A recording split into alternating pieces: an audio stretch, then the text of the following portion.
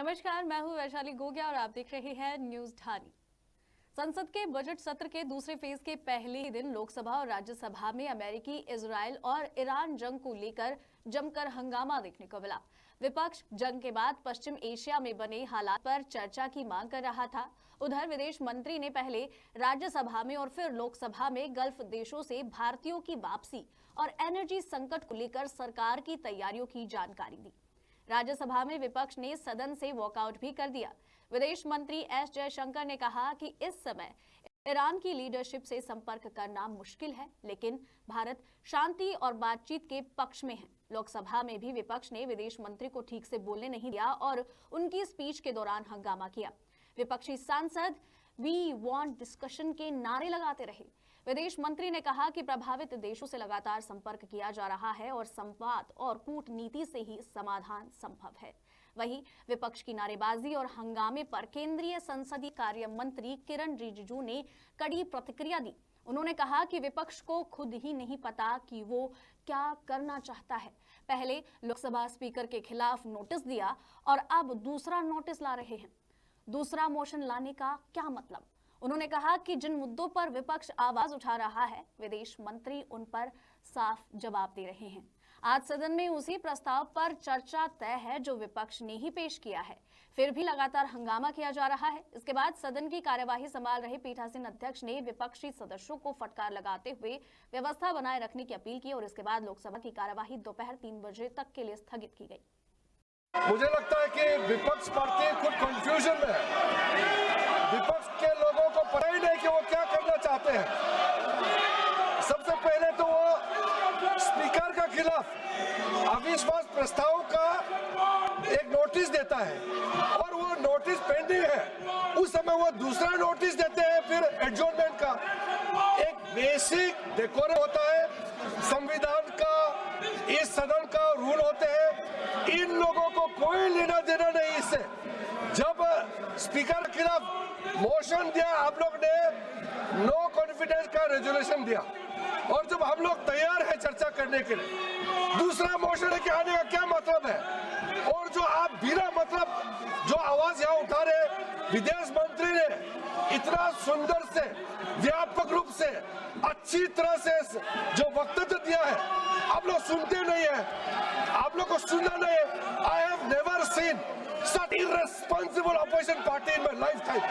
भजनलाल सरकार अब राज्य वृक्ष खेजड़ी के संरक्षण के लिए कानून लाने की तैयारी में है। खेजड़ी संरक्षण आंदोलन के बाद मुख्यमंत्री भजनलाल शर्मा ने विधानसभा में इसका भरोसा दिया था और इसी दिशा में वृक्ष संरक्षण अधिनियम का ड्राफ्ट तय करने को लेकर सरकार ने एक समिति बना दी। मंत्रिमंडल सचिवालय ने आदेश जारी कर कानून मंत्री जोगाराम पटेल की अध्यक्षता में 6 सदस्यीय कमेटी का गठन किया है और इस कमेटी की पहली बैठक भी जोगाराम पटेल की अध्यक्षता में हुई। बैठक में राजस्व और उपनिवेशन मंत्री हेमंत मीणा और वन मंत्री संजय शर्मा सदस्य के रूप में सम्मिलित हैं। इसके साथ ही विधि विभाग और राजस्व विभाग के वरिष्ठ अधिकारी और विधि विशेषज्ञ भी मौजूद रहे। समिति ने दूसरे राज्यों के वृक्ष संरक्षण कानूनों का अध्ययन कर एक प्रारूप विधेयक तैयार किया है और अब इसे अंतिम रूप देने से संबंधित विभागों को विशेषज्ञों और अन्य स्टेक होल्डर्स से सुझाव लिए जा रहे हैं, इससे पहले कि ये नियम लागू हो। समिति की अगली बैठक 11 मार्च को होगी और जानकारी के अनुसार ये नया कानून हर तरह की जमीन जैसे कि आवंटित, रूपांतरित, अधिग्रहित और आबादी भूमि पर लागू होगा। इसके तहत केवल अधिकृत अधिकारी की अनुमति से ही पेड़ हटाए जा सकेंगे, जिससे कि अवैध कटाई पर सख्त कार्रवाई संभव हो पाएगी।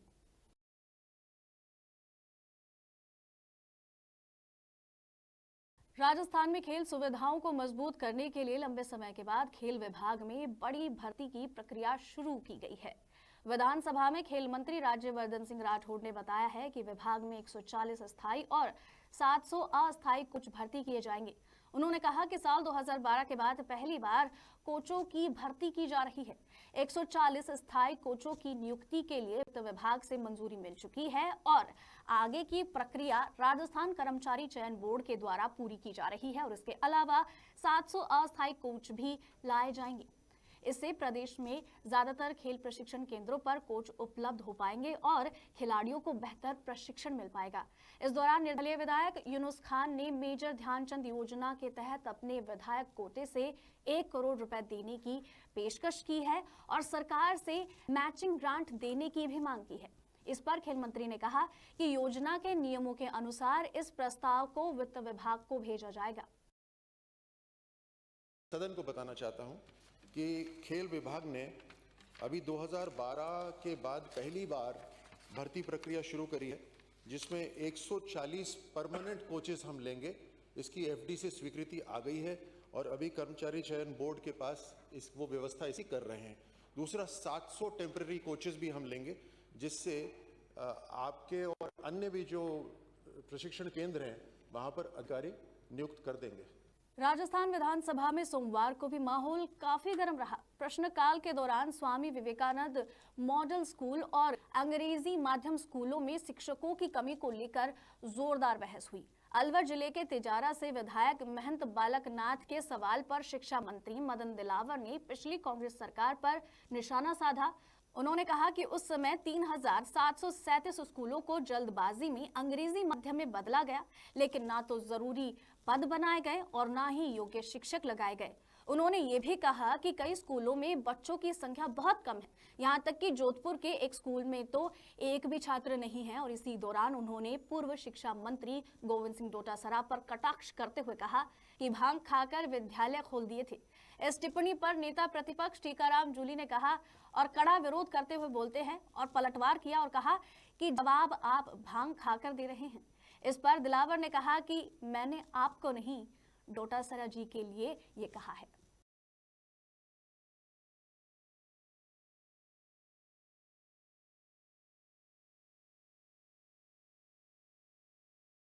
ये भी इनको नहीं समझ में आती है। क्या 0 बच्चों में भी विद्यालय चलते हैं क्या? 2 बच्चों में भी विद्यालय चलते हैं क्या? 10 बच्चों में भी विद्यालय चलते हैं क्या? पता नहीं, भांग खाकर विद्यालय खोल दिए हैं। भांग खाकर के विद्यालय खोल दिए, भांग खाकर के विद्यालय खोल, भांग खाकर के इन्होंने डोटासरा जी ने भांग खाई हुई थी। माननीय अध्यक्ष महोदय, मंत्री जी जिस प्रकार से बात कर रहे हैं भांग खाके, आप प्रदेश के शिक्षा मंत्री हो, आप जिस प्रकार का जवाब तो आप भांग खा के दे रहे हो। मैंने तो पूछा है कितने प्रतिनियुक्ति पे आप भर्ती कर रहे हो, उनका बनाएंगे कि नहीं बनाएंगे? आपने उसका तो जवाब दिया नहीं। 2 बच्चे, 5 बच्चे, 15 बच्चे, 20 बच्चे, क्या जो 20 बच्चे जा रहे हैं, 1 मिनट मंत्री जी, जो 20 बच्चे पढ़ रहे हैं, 10 बच्चे पढ़ रहे हैं, उनका अधिकार नहीं है कि उनको लेक्चरर मिले, उनको बिल्डिंग मिले? वो तो जिम्मेदारी हमारी है। राजस्थान विधानसभा में सोमवार को बहस के बाद राजस्थान आयुर्वेद, योग और प्राकृतिक चिकित्सा विश्वविद्यालय अजमेर विधेयक 2026 को पास कर दिया गया है। यह विधेयक 5 मार्च को सदन में पेश किया गया था। चर्चा के दौरान कई विधायकों ने सुझाव दिया कि प्रस्तावित विश्वविद्यालय का नाम आयुष विश्वविद्यालय रखा जाए, ताकि आयुर्वेद, योग और प्राकृतिक चिकित्सा से जुड़े सभी विषयों को व्यापक पहचान मिल पाए। विधेयक पास होने के साथ ही अजमेर में आयुर्वेद और प्राकृतिक चिकित्सा की पढ़ाई और शोध को बढ़ावा देने का रास्ता भी साफ हो गया है। वहीं बहस के दौरान गोविंद सिंह डोटासरा ने राज्य के विश्वविद्यालयों में कुलपतियों की नियुक्ति का मुद्दा भी उठाया। उन्होंने कहा कि प्रदेश के विश्वविद्यालयों में वीसी की नियुक्ति राज्यपाल करते हैं। पहले उत्तर प्रदेश और बिहार के लोगों की नियुक्ति हो रही थी और अब महाराष्ट्र के लोगों को नियुक्त किया जा रहा है। ये ठीक नहीं है और धारा 8 में राज्य सरकार राज्यपाल को भी असीमित अधिकार दे दिए। साहब, ये यूनिवर्सिटियां जो है ना, वो राज्यपाल से वैसे ही दुखी हैं। उनका इतना इंटरफेरेंस बढ़ रहा है, हर राज्यपाल का इतना बढ़ रहा है। वीसी अपनी मर्जी से लगाएगा, स्टाफ अपनी मर्जी से लगाएगा। कोई भी सरकार रही हो, बाहर से लोग आ जाते हैं, ले लेते हैं, फिर उसके बाद में वो भर्तियों में घोटाले करते हैं, घपले करते हैं, हम बदनाम होते हैं, चाहे हमारी सरकार हो चाहे आपकी सरकार हो। तो मैं समझता हूं कि एक तो ये तय करना चाहिए कि विश्वविद्यालय कोई खोले तो कम से कम उसका वीसी तो हमारा होना चाहिए। राजस्थान विधानसभा में शून्यकाल के दौरान डूंगरपुर पुलिस को लेकर जोरदार बहस देखने को मिली। विधायक गणेश घोगरा ने पुलिस पर गंभीर आरोप लगाए और कहा, डबल इंजन सरकार बनने के बाद पुलिस आम लोगों को परेशान कर रही है। उनका आरोप है कि राम सांकड़ा और बिछीवाड़ा थानों में लोगों को झूठे मामलों में फंसाया जा रहा है और एफआईआर दर्ज कराने के लिए 10 से 15 हजार रुपए तक के मांग की जाती है। घोगरा ने यह भी कहा कि इलाके में गरीब आदिवासी लोगों के ज्यादा चालान काटे जा रहे हैं और बीछीवाड़ा थाने से गुजरात में शराब तस्करी तक हो रही है। इन आरोपों पर गृह राज्य मंत्री जवाहर सिंह बेढम ने पलटवार करते हुए कहा कि विधायक के आरोप पूरी तरह से गलत हैं और डूंगरपुर पुलिस की सख्ती से अपराध में कमी भी आई है। इस मुद्दे पर सदन में बेढम और गोविंद सिंह डोटासरा के बीच तीखी नोकझोंक भी देखने को मिली।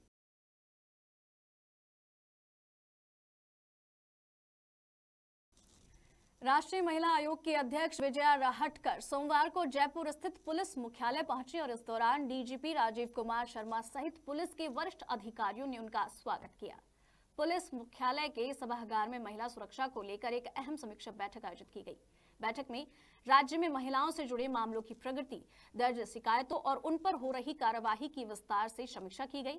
साथ ही महिला अपराधों की स्थिति, उनके निपटारे के प्रयास और पुलिस की कार्यवाही को लेकर civil rights SP Harshvardhan Agarwala ने प्रस्तुतिकरण दिया। राष्ट्रीय महिला आयोग की अध्यक्ष विजया राहटकर ने अधिकारियों से कई जरूरी जानकारियां ली और कुछ महत्वपूर्ण सुझाव भी दिए।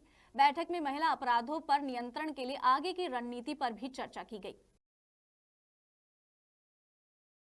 केलवाड़ा ढिकोनिया क्षेत्र में करीब 12 लाख रुपए कीमत की 19 भैंसों की चोरी के मामले में भंवरगढ़ थाने के बाहर पीड़ित पशुपालकों ने टेंट लगाकर धरना शुरू कर दिया है। पुलिस ने कार्रवाई करते हुए चोरी में इस्तेमाल ट्रक और एक आरोपी को गिरफ्तार किया, लेकिन अब तक चोरी की गई भैंसों का कोई सुराग नहीं मिला है। पीड़ित पशुपालक लंबे समय से आरोपियों की पूरी जानकारी सामने लाने और उन्हें मुआवजा दिलाने की मांग कर रहे हैं। उन्होंने चेतावनी दी है कि अगर उनकी मांगे समय पर पूरी नहीं होती है तो वो राष्ट्रीय राजमार्ग 27 को जाम करने पर भी मजबूर हो सकते हैं। खबर कोटपुतली के विराटनगर से है, जहां नगर पालिका के भीमसेन चौक स्थित एक आवासीय परिसर में शीतलाष्टमी का भोजन बनाते समय अचानक गैस सिलेंडर में आग लग गई। आग लगते ही वहां हड़कंप मच गया। आग की लपटें देखकर महिला घबरा गई और उसने अपने 6 महीने के पोते को नीचे खड़े लोगों की ओर फेंक दिया। नीचे मौजूद दादा अभिनंदन जैन और अन्य लोगों ने बच्चे को सुरक्षित पकड़ लिया। इसके बाद महिला ने भी ऊपर से छलांग लगा दी और आसपास के लोगों ने तुरंत उसे संभाल लिया। सूचना मिलते ही विराटनगर पालिका की फायर ब्रिगेड मौके पर पहुंची और ग्रामीणों की मदद से करीब 1 घंटे की मशक्कत के बाद आग पर काबू पा लिया गया। थाना प्रभारी सोहन लाल ने मौके का जायजा लिया। महिला को चोटें आई हैं और उसे इलाज के लिए अस्पताल भेजा गया। घटना के दौरान इलाके में अफरा तफरी मच गई थी, लेकिन लोगों की सूझबूझ और फायर कर्मियों की मदद से बड़ा हादसा होने से टल गया। लोहार के गांव के पास फील्ड फायरिंग रेंज के इलाके में अलग अलग जगहों पर करीब 10 चिंकारा हिरणों के अवशेष मिलने से इलाके में सनसनी फैल गई है। सूचना मिलने के बाद रामदेवरा पुलिस और वन्य जीव प्रेमी लगातार मौके और आसपास के क्षेत्रों का निरीक्षण कर रहे हैं। आशंका जताई जा रही है कि आसपास और भी अवशेष मिल सकते हैं। हैरानी की बात यह है कि सूचना मिलने के करीब 3 घंटे के बाद तक भी वन विभाग के अधिकारी मौके पर नहीं पहुंचे, जिससे कि वन्य जीव प्रेमियों में भारी नाराजगी है। अब सबसे बड़ा सवाल ये उठ रहा है कि कड़ी सुरक्षा वाले फील्ड फायरिंग रेंज इलाके में आखिर शिकारी पहुंचे कैसे और इतनी बड़ी घटना को अंजाम कैसे दे दिया।